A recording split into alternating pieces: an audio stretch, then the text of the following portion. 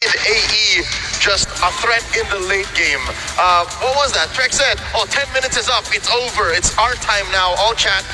Target lock. My turn. Folks around watching who play ranked games know what this means. It's Alter Ego showing us a new face. I've said it multiple times in the series, throughout the knockouts. They played the same way, but this time they showed us, hey, we can hold on. Our silence can still win, but as a team, we can hold on to wait until our power spike and win this way. Terrific Winter Crown immortality juggle as well by Arfi to deny him getting taken out by Team Liquid. And at some point, you gotta account the fact that it looked like Team Liquid Philippines really just dropped the ball in terms of taking their major win conditions. For them, their major win condition was get all the objectives, but leading up to their first Lord, they could not take Arfi down. The one main win condition for this Alter Ego lineup. Yasuke needed to stand his ground, and he did. Alter Ego just needed to buy time and delay, and they did. It's not even just the items that you have to look for now. Because Alter Ego, they have just naturally went on with the composition that they have.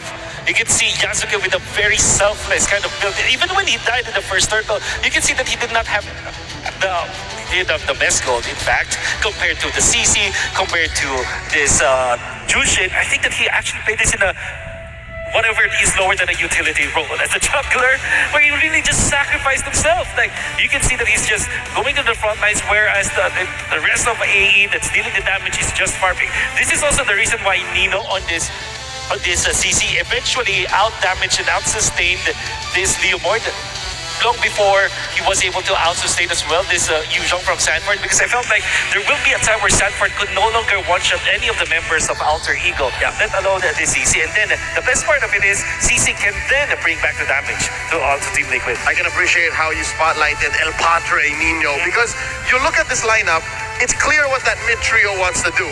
Just hold it down. But until the golden boy Arfi is ready, until he goes off to college and starts, shooting it up, somebody had to hold it down with the damage output, right? And that was Nino. How early did he build that Hunter Strike and what was the other? He had two. Was it Warax? I believe it was the Warax. It usually is for CC. See, so before he even said, Arfi, are you ready? No? Okay, let me take care of it first. I can't let Liquid get away with this. That's what made that whole 11 to 12 minute mark more difficult for Liquid to ever finish, because Nino was a legit threat. Yeah, El Padre definitely played better than the Apex Predator this entire series. We have to acknowledge just how good Nino was this entire 5-game bout, and especially highlighted here. If he died more times early on, Alter Ego would not have had the damage to cross it on over for Arfi once that first Lord came up. But Liquid could not get enough deaths onto Nino. They also couldn't get enough deaths onto Heejuman to stop his eventual climb into getting that Sky Piercer. And with Liquid's skill-based lineup, cooldown-based lineup, they ran out of time. 3,800 gold. They were so near ending this game. All they had to do is to put all of their resources together, knowing that the sustain from their opponents is gonna be a mountain to climb. Unfortunately, that wasn't the case. Maybe if we look at the specific island, maybe if I can show it to you, but you just have to remember this. There was a time where during the 3.8k gold lead that the Team Liquid had, they were so confident onto taking out the side lanes that they forgot that there is that neutral objective that their lineup needs to have. With the composition the Team Liquid employed in this game, they had to finish it fast because they didn't have the scaling marksman as compared to Alter Ego. Unfortunately, they didn't, and that was the end of Team Liquid. Any last words, Leo, before we head on over to a very quick break? No Golden Road. The M7 just got spicier. I hope Alter Ego is ready to face the Giants. The dream of the Golden Road is shattered, and the Philippines champions will not be involved in the grand finals of the World Championship.